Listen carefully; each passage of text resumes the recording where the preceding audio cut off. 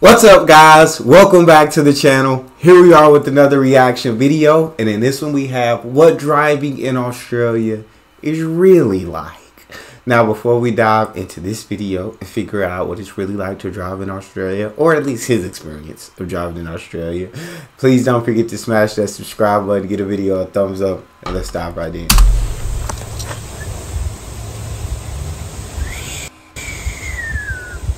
God damn! The 2012 Maserati 3 hatchback, a modern marvel of Japanese reliability, and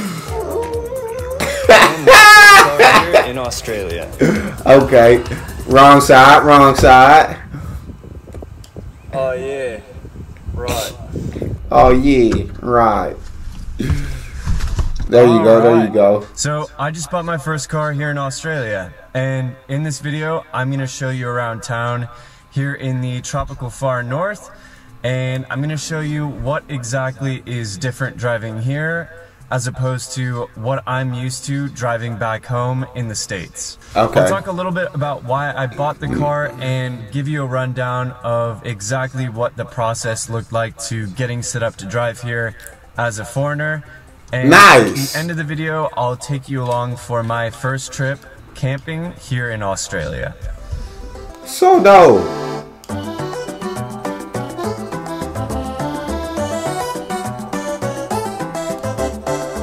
Alright, so I'm on my way to head into town right now, and on the way I'm going to tell you what's different about driving day to day here versus what I'm used to back home in the States. Okay. Scary. Alright, so the first and most obvious thing is going to be driving on the opposite side of the road from what I'm used to. And in this case, that means driving on the left side, as in the States, it's typical to drive on the right-hand side of the road. Now, yes. Honestly, driving on the left-hand side of the road really was not that bad. I was really nervous about it at first, but it took about an hour, and then I became pretty comfortable driving on this side versus the right side of the road. Yeah, I feel like that would be something you get to adjust to quickly. I feel like there may every here and again be a little small mental lapse and you forget for a second, but I just think yeah, as soon as you just transfer from one side to the other, I don't think that'd be a hard adjustment. Driving on this side versus the right side of the road. Surprisingly, it's all of like the little things that kind of lag behind when getting used to driving on this side of the road. Of course, walking up to my car, half the time I'll get like halfway towards the wrong side of the car door, and then I'll turn around and realize that it's the other side that I'm getting into for driving. I can see that happening. Out of a spot, I always want to reach over this side because that's what I'm used to, and it feels really awkward to reach over and reverse like this using my right hand instead of my left. Windshield wipers when I'm signaling is another big thing. Not so much now that I'm used to it, but I used to flip my windshield wipers instead of my signals all of the time. I don't even know how to drive this thing. And that's just because the windshield wipers are where the signals usually are for me from what I'm used to. Yeah. And then one last thing is I find myself leaning towards the left-hand side of the road when I should be trying to lean towards the right-hand side now, as that's what's closer to my driver's side and kind of closer to where I want to be. I feel that. I completely understand, and that's the first time I've ever heard somebody talk about the little things, and that just makes so much sense as he's talking about it. Windshield wipers and signal, you get those mixed up 100%. Leaning towards the left-hand side more so than the right-hand side 100%. But I have the backup camera in my car. I can use it for backing out of parking spaces. I cannot for the life of me use it to like drive. If I've got to go far backwards, I have to reach over and like look back. I don't know what it is. That's just how I learned, and it's what I'm most comfortable with. But yeah, I guess reaching over with my left arm instead of my right would definitely take some adjusting to. But I'm glad he talked about the little things. I haven't heard that in a video. Alright, so shopping's done. I'm gonna take you to one of the cooler viewpoints around town here in Cairns. And yeah. Let's do it. Oh, what a gorgeous freaking view. My days. So yeah, definitely another thing about driving here in Oz are just the sheer number of roundabouts. And in the US, when you're going through a roundabout, typically most of them will have a stop sign. You'll stop, yield oncoming traffic, and then go through the roundabout. Here, as long as you're not interrupting the flow of traffic and you're yielding to whoever's behind you coming through the roundabout, you can just go straight through. This felt kind of intimidating at first because at first it seems pretty hectic seeing the traffic go through the roundabout. Now that I'm used to it, I think it's great. But yeah, when I first started going through the roundabouts, I was a little bit nervous. Yeah, I'm from Texas. I really never had roundabouts. It was a four-way stop, four-way intersection. But moving to Georgia, like, there's more roundabouts here. And so I'm sure, of course, not as many as there in Australia. Still a lot of four-way intersections, 100%. But there are more roundabouts, and I haven't got the ones that make you stop, but the yield. And I feel like you quickly learn to drive in a roundabout, and you quickly learn the rules and everything like that. So I don't think roundabouts are difficult. I'm more comfortable with the four-way intersection because that's what I'm used to, but roundabouts probably are more efficient. Thing that's interesting here is when you're turning left, it's the equivalent of a right-hand turn in the States, basically turning into oncoming traffic, or turning into the flow of traffic, I should say. In the States, if it's a red light and you're turning into the flow of traffic, you can just turn on the red light. Here in Oz, you have to wait until the light turns green unless there's a sign that specifically says that you can turn left on a red. I see. I've heard that in other videos as well. Look at that. That view down was insane. Oh, hey. Funny seeing you here. So we just pulled off to the side of the road, and I thought I'd explain why I bought a car here in Australia. So for the first 5 months that I've lived here in Australia, I was getting around mostly by public transport and cycling. And after I got hit by a car on my way to work while cycling, I decided I was going to buy a car primarily for safety. But the other reason I bought a car here is Australia is absolutely massive. And to get to a lot of the places that I think are really interesting, especially with nature and stuff like that, you really do need a car to go out and explore those places. So why? That's so dope. I would have bought one. Had I got hit riding a bike on the way to work, I would have bought a car too. You can't be getting hit on no bikes, man. Definitely can't be having that. The Mazda 3, to be honest, it was cheap. And Mazdas are fairly reliable for the price. So it just kind of made sense all around for me. The very kind of stereotypical car, at least in my head as an American, would be something like the Hilux with the flatbed tray. That's a very iconic Australian car. I feel that. Or maybe like a Land Cruiser as well. Those are kind of the ones that come to mind when I think of a classic Australian car. You can't forget that AU Falcon. My boy, the Prophet Jorg Hunt, he'd be disappointed if you forget that AU Falcon, which they don't make any more of, right? One other thing that is sweet about the Mazda 3 is this one is a hatchback. And I'm not saying this is ideal. You could camp in the back of this thing, I reckon. Really? I'm not quite sure, but I haven't actually tried this myself yet. But you throw the seats down, and you push the front seats up, and you got yourself a little room back here, dude. I like it. I like it.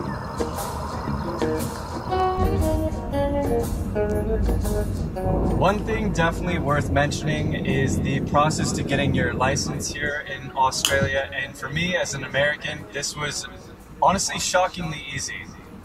The only thing I needed to do was go into the transportation office here. I showed them my passport, my American driver's license, and proof of where I actually live, or like proof of my address. And then 2 weeks later, I'd received my Aussie driver's license in the mail.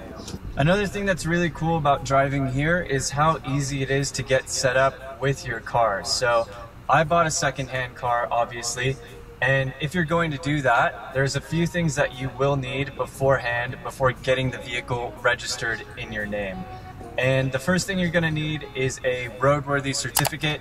And essentially what this is a mechanic checks over your car and make sure that everything is good to go on the road before you actually get it re-registered in your name and start driving on the streets here. Nice. One of the coolest things about vehicle registration here in Australia is that your vehicle registration includes a mandatory compulsory third-party insurance, or CTP insurance. Okay. And with this CTP insurance that comes with your registration, once you have that, you're good to drive on the roads here. Now, this doesn't necessarily mean that you shouldn't get additional insurance. Yeah. But as far as legally driving on the road here, once you have your registration set up, you're good to go. Okay. Yeah, knowing me, I just had that CTP, bro. I just try to save on every possible thing I can save on, which might not be the best way to go about things. But yeah, I know myself, and I would just only have the CTP for sure. If I wasn't making payments on my car, I wouldn't have full coverage. I'd have like only liability coverage. But when you're making payments, you gotta have a full coverage.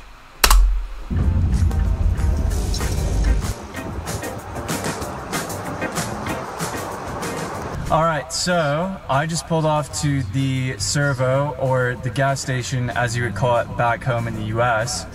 And the most interesting thing about getting gas here, at least as an American, is that you go in after you fuel up to pay, almost always. So you don't even pay, there's no way to pay at the pump. You have to go in and pay, at least at every servo that I've been to. And I don't really know why this is the case, but yeah, that's definitely something to get used to. Seen that in many Australian videos as well. I also picked up Is that a meat pie? Servo or gas station sausage roll. Okay, so I'm tripping. By these, I don't really think it's going to be that good, but I am going to give it a shot. Can't be that good, right? Yeah. Honestly, for coming from a heat lamp, it's pretty good. But yeah, definitely something that you eat and then you feel terrible after eating it. Definitely experienced many foods like that. And definitely, yeah, that having to go in and pay, that is, I would think that would be frustrating for me. But, I mean, at the end of the day, I haven't heard any complaints from Aussie, so that's how it is. They love it. Cool. Sausage roll, I want to try sausage roll. I want to try meat pie. There's so many Australian things that I want to try that I haven't gotten the chance to try.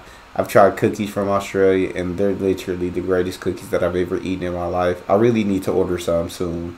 I probably will. Tried chips. Tried Vegemite. We know that didn't. That was disgusting.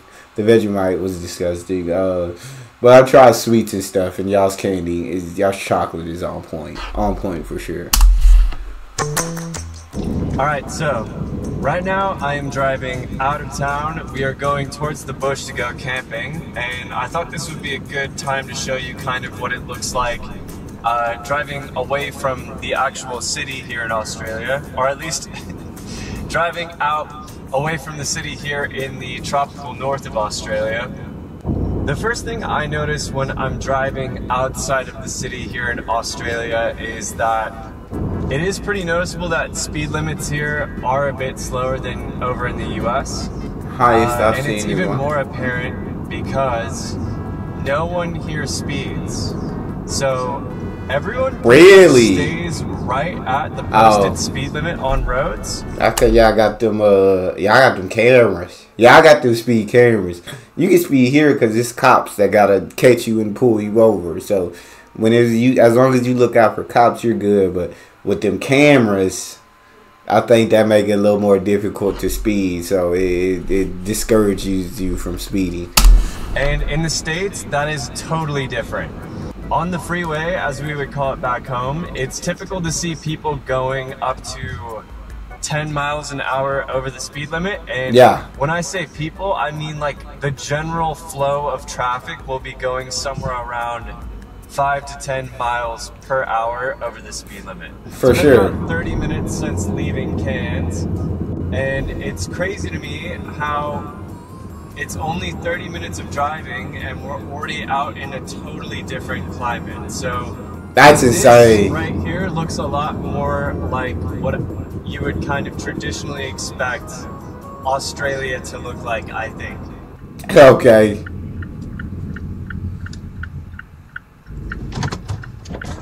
So I guess you just follow me. Ilma will drive. All right, yeah. So just met up with my friend Seb. He's the car in front of me. We are going to start hitting a bit of a dirt patch of road to get to the campsite. So, yeah, should be fun. Man, look at the color of that dirt. That on everything. What great shots, man. Oh, they in the Outback. Is this that? Would this be considered the Outback? It kind of looked like it would be considered the Outback, but I'm not 100% sure. Yeah, so we just arrived at camp. Yeah, we're gonna set up camp and see how we go. So, just about finished setting up camp.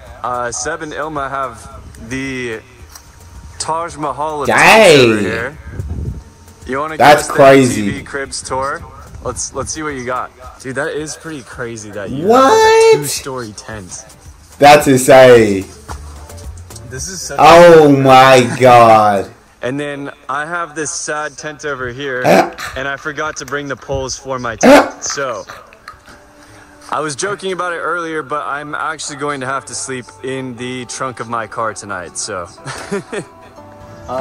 We're just gonna go kind of chill, hang out, explore the campsite a bit more, but I think that's gonna be it for this video. Thanks for watching, and catch you in the next one. Peace. The next morning.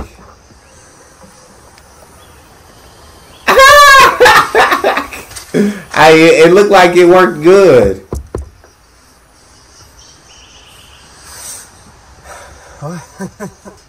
This is the worst decision of my life, bro. Oh.